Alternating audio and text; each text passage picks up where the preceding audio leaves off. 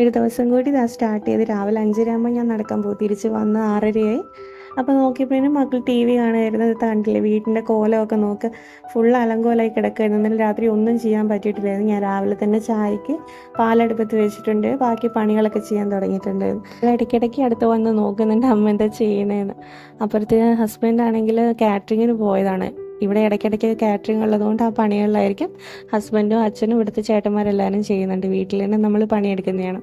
അപ്പോൾ അതിൻ്റെ ഓരോ തിരക്കിലായിട്ട് അവർ നിൽക്കുന്നുണ്ട്. അപ്പം ബാക്കിയുള്ള ചെറിയ ചെറിയ പണികളേ ഉള്ളൂ. എന്ന് വെച്ചാൽ എനിക്ക് ഉച്ചത്തേക്കുള്ളതൊന്നും ആക്കണ്ട, കാറ്ററിംഗുള്ളതുകൊണ്ട് ഫുഡ് അവിടെ നിന്നുണ്ട്.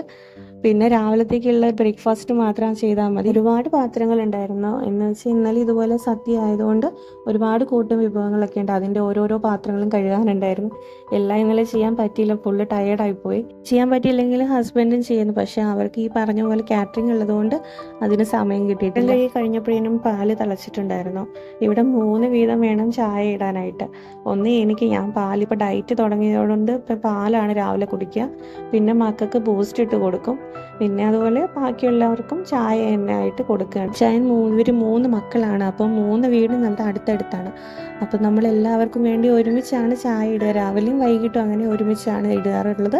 ഭക്ഷണമൊക്കെ അവരവരുടെ വീട്ടിൽ ചെയ്യും. ചായ മാത്രമേ രാവിലെയും വൈകിട്ടും ഒരുമിച്ചിടും. അതുപോലെ എന്തെങ്കിലും വിശേഷ ദിവസങ്ങളൊക്കെ ഉണ്ടെങ്കിൽ നമ്മളെല്ലാവരും ഭക്ഷണം ഒരുമിച്ചൊക്കെ വെച്ച് ഒരിടത്ത് നിന്ന് കഴിക്കുകയാണ്. 3 വീതം ചായയൊക്കെ ഇട്ട് കഴിഞ്ഞു.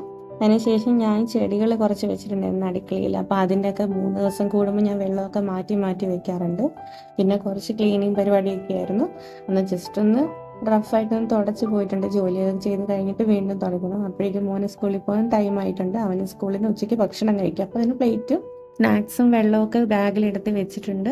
അപ്പോൾ ഞാൻ പയർ വേവിക്കാൻ വേണ്ടി കുക്കറിൽ വെച്ചിട്ടുണ്ട്. അതായിട്ടുണ്ട്. പുറത്ത് നല്ല മഴയാണ്. മോനെ കുളിപ്പിച്ച് റെഡിയാക്കിയതിന് ശേഷം ചായ കുടിപ്പിക്കുന്ന പരിപാടിയാണിത്. അവനെ ചായ കുടിപ്പിക്കാനൊക്കെ ഭയങ്കര കഷ്ടപ്പാടാണ്. ഫുഡൊന്നും കഴിക്കാറില്ല.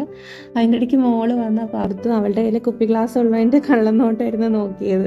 അങ്ങനെ അവന് ചായയൊക്കെ കൊടുത്ത് പിന്നെ ഞാൻ മുടി കെട്ടി ബസ്സിലാണ് സ്കൂളിൽ വിടുന്നത്. പിന്നെ ഞാൻ അവൾക്ക് ഫുഡ് കൊടുത്തു, ഞാൻ ഫുഡ് കഴിച്ചു. പിന്നെ അവളെ കുളിപ്പിച്ചതിന് ശേഷം എനിക്ക് കുറച്ചുകൂടി പണികളുണ്ടായിരുന്നു. അപ്പോൾ ഇത്രയാണ് എൻ്റെ ഒരു രാവിലത്തെ റൂട്ടീൻ. ഇഷ്ടപ്പെട്ട ലൈക്ക് ചെയ്യുക, സബ്സ്ക്രൈബ് ചെയ്യുക.